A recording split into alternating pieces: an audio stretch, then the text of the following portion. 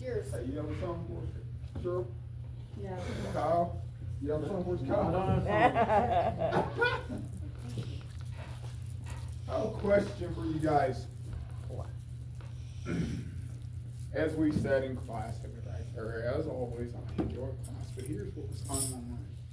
If I was being led by someone, who would I have more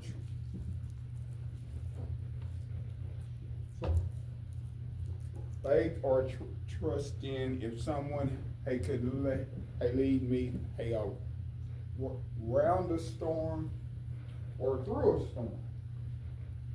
Who would you choose? Well, we're always, human nature wants us to go the easy way, Yeah. around the storm. Okay, Through is ultimately faster, right? okay. Sometimes. Okay, I'm gonna ask the same core. Depends on the storm. You said what? Depends on the storm, is what she said. After it's all said and done, who would you rather be? The one I trusted. That's not where I'm going, Cheryl. Okay, sorry. If you had a choice after it was all said and done, who would you have more faith and trust in? Someone who could lead you around the storm or through the storm? Probably through, because. Okay, It's the so- most difficult path, so if they can lead you through it, Thank you. then True, they've yeah. got more skills. Yeah. All right. Anybody can find the easy way out. Exactly. So why are we so not wanting to go through our storms? Because it's hard. It is. It doesn't feel Yes. good. I remember when my son said he was about to have a kid, and I had it all planned out. I'm gonna have a boy. I'm gonna be a boy grandfather. I'm gonna get him. We're gonna get out there. We're gonna roll. And we're gonna tumble, and we're gonna do what I want to do. Got this all planned out. And I got the news, and I actually knew once I heard I'd had this dream that here comes, say, this girl. And I said, it's just a dream. It's not gonna happen. Sure, I found out it was a girl. It was a girl. But here's what happened in that. The Lord has a plan. I had an idea, but he had a plan. He said, I'm going to make you pay attention to what the women say in the church. Make you listen to them. And I said, I will with just one ear. One ear. He said, no, I'm going to make you pay attention to them and hear what they're saying with both ears. 'Cause you wanna This keep is how both I'm your going to do ears, it. right? So what? You wanna keep both your ears. Yeah. Yeah. Hey, she's right. And if you don't listen with both, you're just gonna get louder. Yeah. So here's what he said. I'm going to give you a little girl. And that way, hey, not only will you pay attention with these ears, but I'm going to make you put your heart in it. All right. I'll make you want to understand. I'm going to make you want to hear from them as I speak to you from them. Now that's difficult, Lord. I can hear them, but hey, will I have to understand them? Will I have to deal with them? Yeah. Here's why I'm on this, and I know Robert said he's about to get in trouble. No, I'm not. Here's where I'm going. The Lord has a plan, and we have to trust His plan. In Him, our faith and our trust has to be in Him. And in class, back there, here's what often happens, and here's what I heard. When things don't work out how we have it planned, we go, oh, what's happened? He has a plan. And often these times and these things we're not going to understand it, because I said it'd be so much easier if it was a little girl. I mean, a boy, take that back, a little boy. There's so many boys in our family. That's easy. I can do a boy. But he said, no. But here's my point, as I heard her say, He has a plan. It's not our plan. It's His plan, and He knows how He's going to get things done. Sometimes that's hard for us to accept. But here's what I found. After having her here now, and as we go through this, I'm having a blast. Now we're not done by no means, but here's my point. He has a plan for our lives, and His plan is what is best for our lives. At the time, it may not seem so, but he has a plan. But our faith and our trust has to be in him, and we have to endure. Endure is a tough word, right? We do. But here's what we know. We know how it ends. He has worked for our what? For our good. And what does that mean? I wanted a boy and I didn't get that. At first, I wanted 2 boys. I got 1, but I wanted 2. I wanted a girl with 2 boys. It would have been so much easier. But he's just said, no, hey, that's not how I have it planned. Now I'm going somewhere.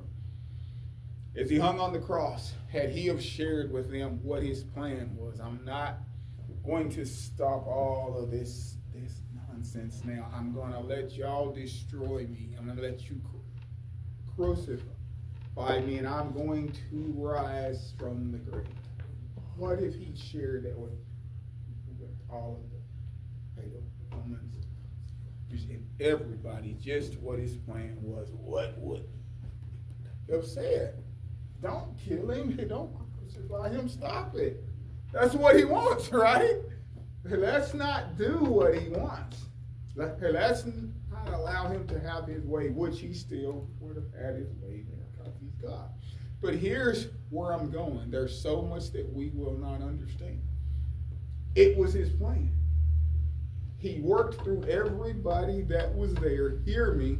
He worked through all that was there so his plan of salvation would be what? Fulfilled. And often we are not going to understand it because if I'd have been there, had it have been me, I would have not have chosen that route. That was the hardest route. That was a painful route. But here's what he understood. I want to fix it so there is a way so all can come to me. And here's how I choose how to do it. It's my choice. It's not your choice. But here's where our faith has to be in him. As I heard her say, it doesn't matter who's where and who's doing what. Now, at times, that is a very uncomfortable thing. But still, who do we have to have our faith, love, and our trust in? Him, right? Yes. And I'm going to close here with this. Hey, if a man were to gain the entire world and yet lose his soul, hey, what did it? Hey, then has he gained? Absolutely nothing. Why is that so? Now Daryl's being hard this morning. Why is that so? Everything here is what? Short term. It's going to pass. It doesn't matter what you have here, it will not go with you. What's going to go with you? Your salvation.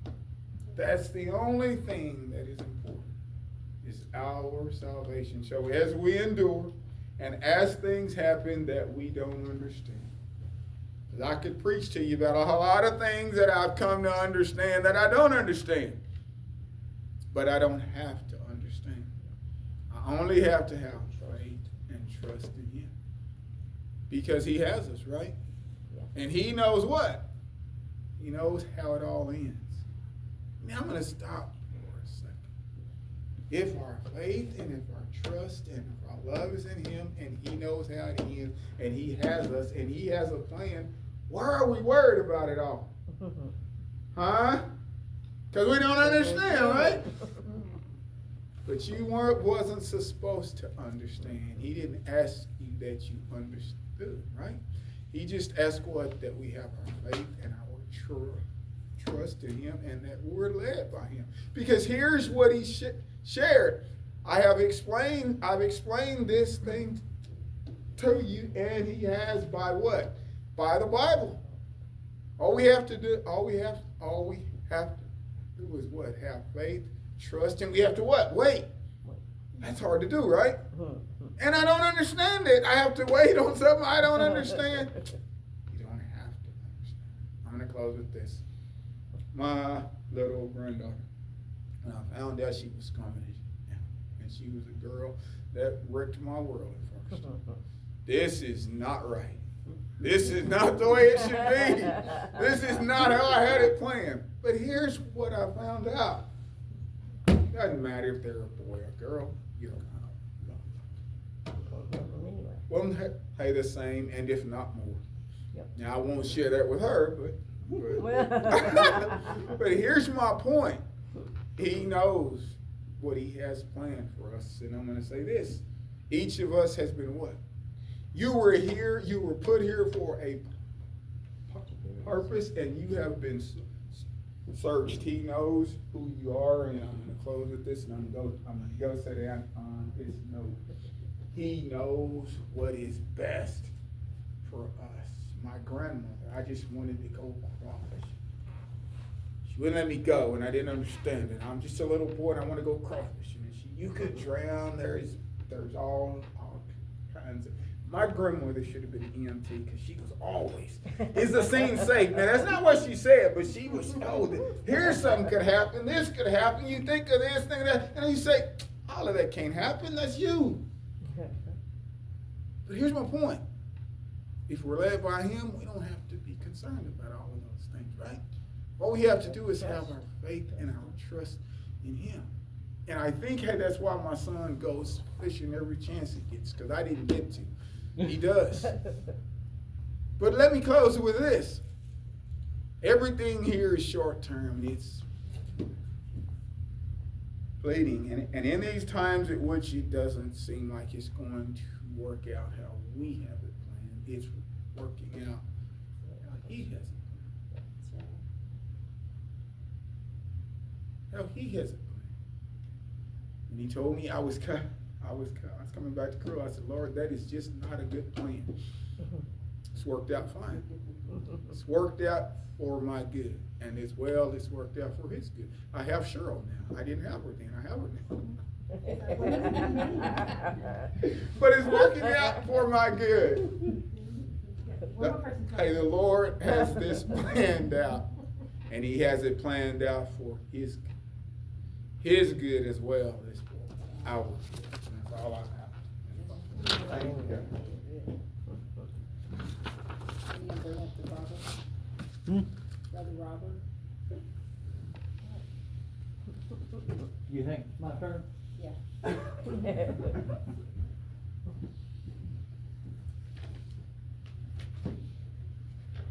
Well, I'm going to speak to you today more than anywhere else from the book of John, but some in Matthew and Luke, and we're going to start in Exodus. Okay. So just preachers everywhere. As you remember, going back to the 3rd chapter of Exodus, God appeared to Moses in the burning bush. God told Moses, it's time for you to go back to Egypt and bring my people to the promised land. And Moses said, they may not believe me. What is your name? Basically, I'm paraphrasing that. But he said, who shall I tell them sent me? And in the 14th chapter of the 14th verse of the 3rd chapter of Exodus, God said to Moses, I am who I am. And he said, thus shall you say to the children of Israel, I am has sent you. Now, people have been known to say that Jesus was a good teacher, but that he never claimed to be God.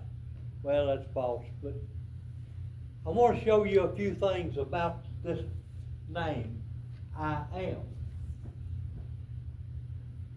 Because the people of Israel, when Jesus was talking to them, understood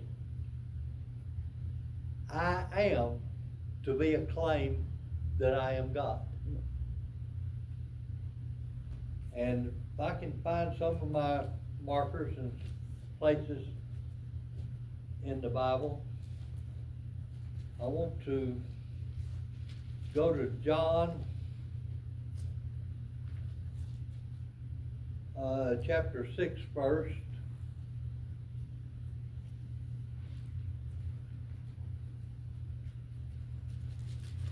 I've got markers in here, but they're not doing me much good, it seems like. In the 35th verse of this chapter 6, this is after, I believe after the people had been fed one of the times when Jesus took a small amount and gave them a whole lot. And after Jesus had said, Moses did not give you the bread from heaven, but my Father gives you the true bread from heaven.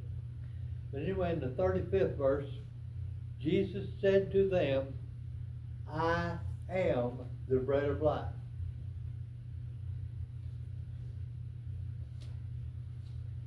The people, of course, were interested in filling their stomach with bread or food. Jesus was interested in the spiritual side. Jesus is what we need. Some of us may not want, but that's what we need. But Jesus said, I am the bread of life. I am what will sustain you.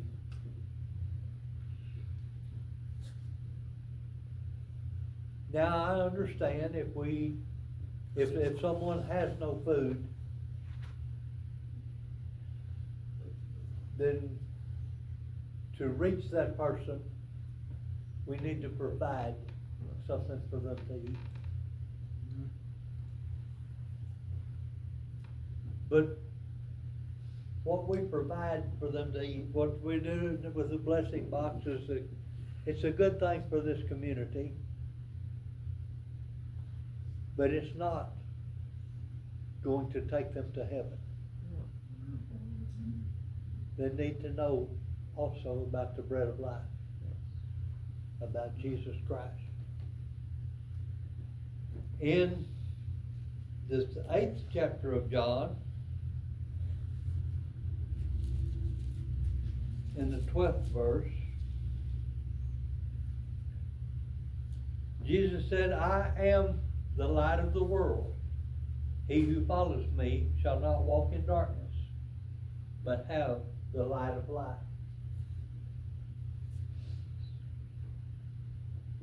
Jesus again said, I am, which is a claim to divinity.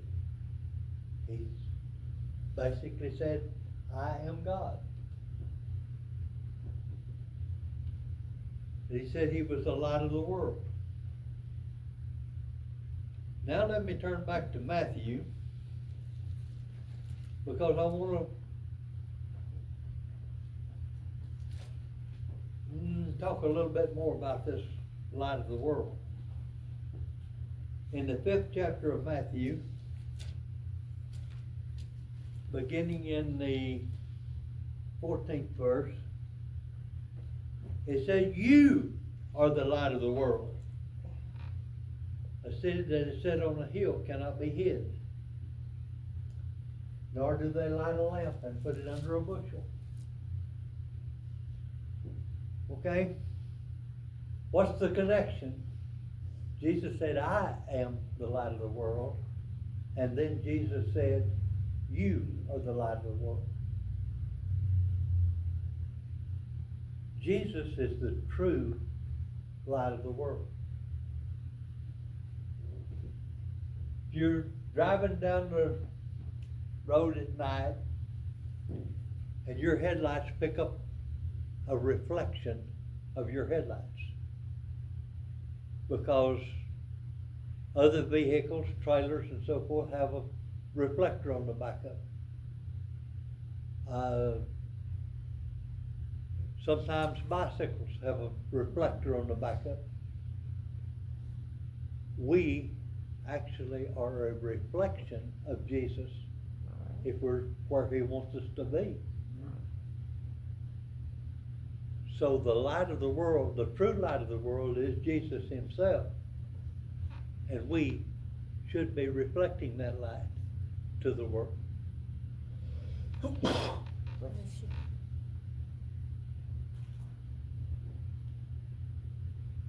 In Luke chapter 10,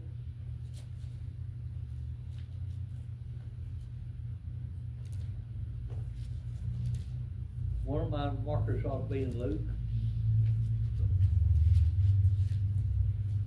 but it's not.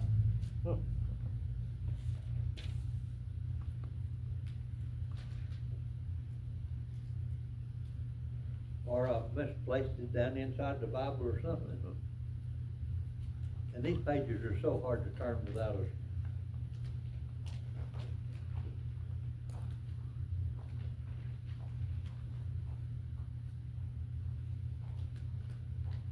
I'm sorry. Luke chapter 10, verse 7.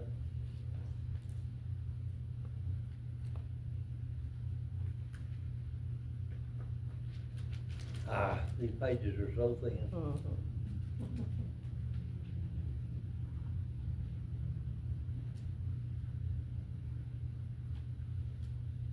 Well, I know what it says, so I'm just gonna go ahead. In the 7th verse of chapter 10, it says, I am the door. He's talking about a group of sheep. Because he also, in the 11th verse, he says, I am the good shepherd. We'll try to combine those two. At night, the shepherds brought their sheep in to a pen. A pen that was built high enough they wouldn't jump over it. But to enter and leave this pen, there had to be a door. Well, some of my research tells me that the shepherd himself laid down across that opening to keep the sheep from getting out or from the wolves from getting in. The shepherd acted as a door. Jesus said, I am the door. The sheep needed that opening to get into the pen. We need a way to God. Jesus is the way.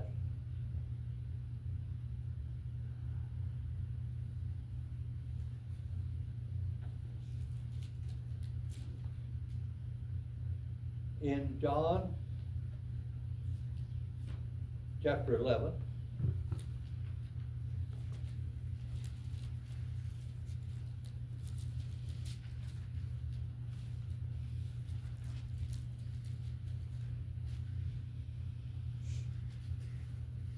and verse 25. This is following the death of Lazarus. When Jesus went to Mary and Martha after Lazarus had been buried, and the sisters, Mary and Martha, both at one time or other just prior to this verse, said, Lord, if you'd have been here, he wouldn't have died. They had faith that Jesus could have kept him alive. Well, yes, he could have. But there was a reason he let Lazarus die. Because he could have kept him from dying from wherever he was. He didn't have to be there.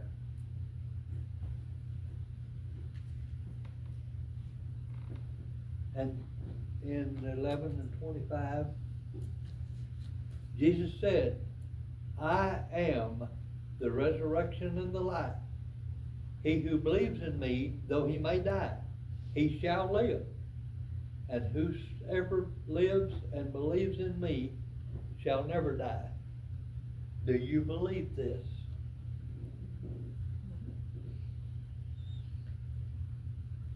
To understand what Jesus said there, you have to understand that die or dying is simply the separation. Our first physical death, when this body lies down, is simply the separation of my spirit from this house that it lives in. Jesus said, yeah, this body will lay down in death, but it will live again. And then he said, it will never die, which means that after the resurrection, after I am living again, 10,000 years later, it hasn't changed time by one day.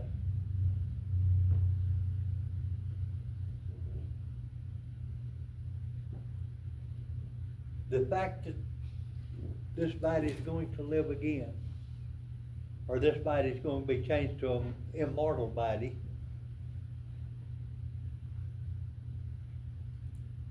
if we want to understand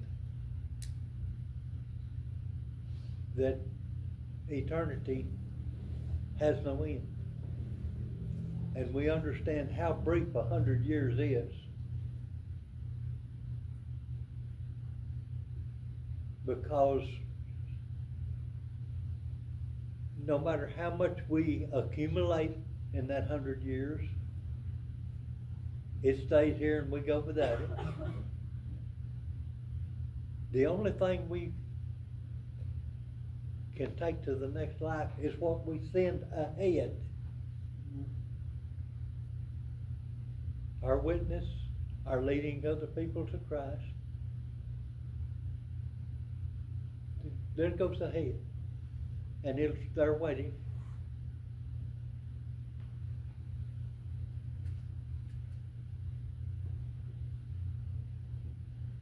And only through Jesus, because in his own power, he came back from the dead. And through his power, we will come back, if we die before the rapture.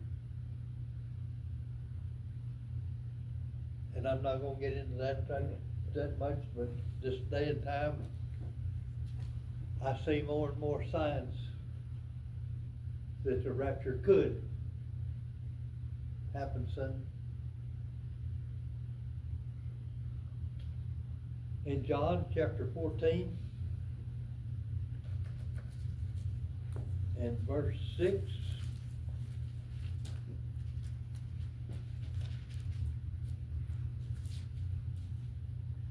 again, Jesus says, I am the way, the truth, and the life. No one comes to the Father except through me. Oh, preacher, you're getting too exclusive. We can't be doing that. you're gonna get in trouble for telling people there's just one way, because don't all roads lead to God? No, I'm afraid they don't. No. And all I can say is bring on the trouble, because if I tell you there's another way, then I'm guilty of leading you toward hell.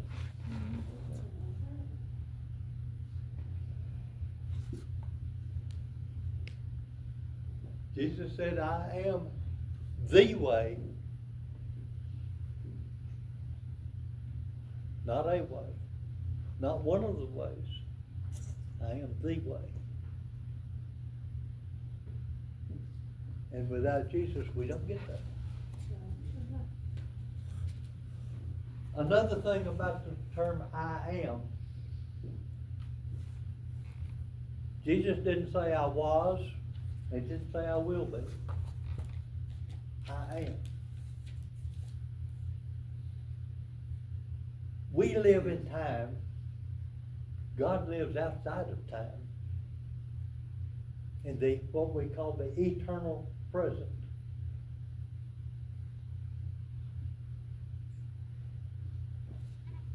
$6,000 years ago,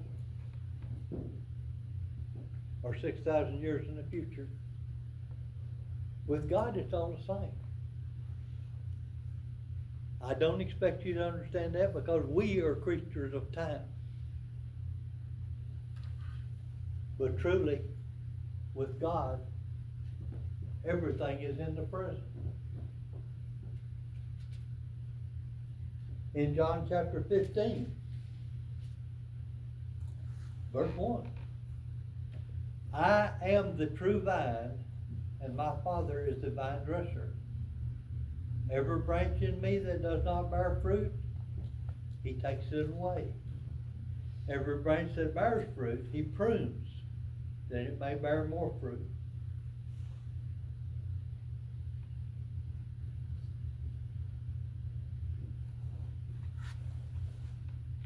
We, being human beings, no matter how much we want to follow Christ, will sometimes get sidetracked. Sometimes God has to prune us.